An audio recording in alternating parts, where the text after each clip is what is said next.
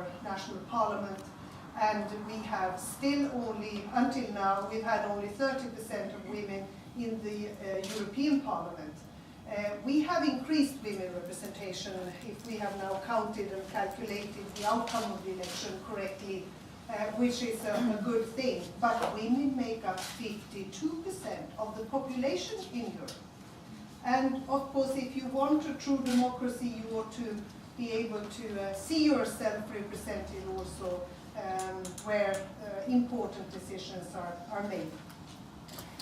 I think that the situation, the current economic crisis, I'm sure we'll come back to that, and some of the other panelists will probably touch on this. But what does this mean for women? Well, in the last recession, in the 90s, it was predominantly working class men who were hit. But now there are far more women, of course, in the workplace, and more women than ever before also risk being made redundant.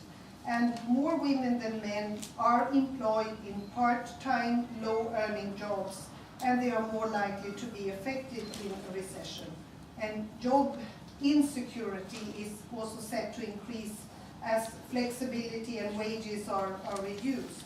So a woman's income is ever more crucial to her family's well-being at this particular time. And in Europe also, the growing number of single-parent households, very often the woman's pay is probably the family's only source of income. So will employers then consider maybe flexible working hours a luxury that they can ill afford? Will we see the same employers complain about the cost of employing women? Will family-friendly policies risk also going out of the window? And will women's efforts to break this glass ceiling be stalled?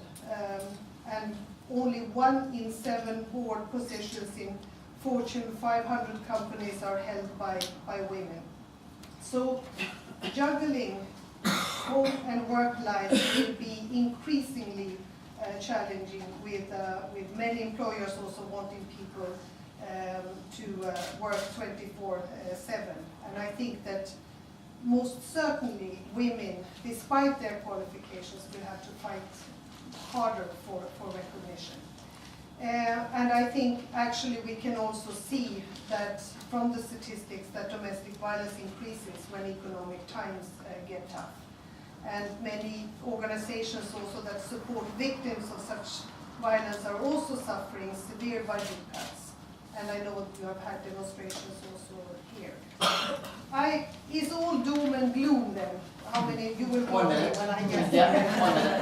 I know.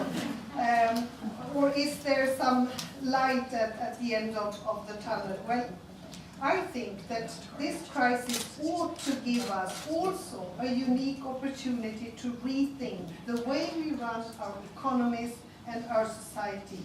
And all agreed that the crisis requires fresh solutions.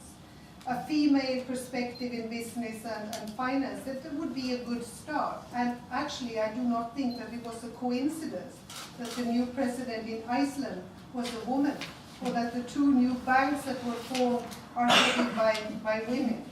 And I think that the vast economic potential of women has yet to be realized. And I think a better gender balance and more women in decision-making positions, they perform better financially, and they make for a much more positive and inclusive work environment. So this is what we have to do, and nobody else will do it for us. And I think that this is the reason why we have to meet up, to see that we put these issues on top of the political agenda, that we can be better represented, that we can also provide support and help to each other, the networking that is necessary.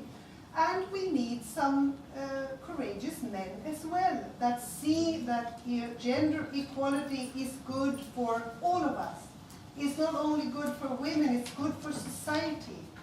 And I hope that will also improve their role in society. the traditional stereotypical roles that we are given, but we have to work together to improve and also to get us out of this crisis. And this is what we're here to discuss, and thank you all for coming, and I'm looking forward to it.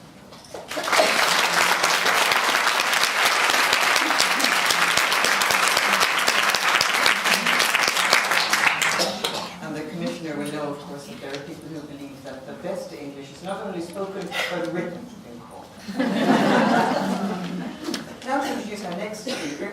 It's Anne Maria Dennison, and she's President of the Irish Country Women's Association.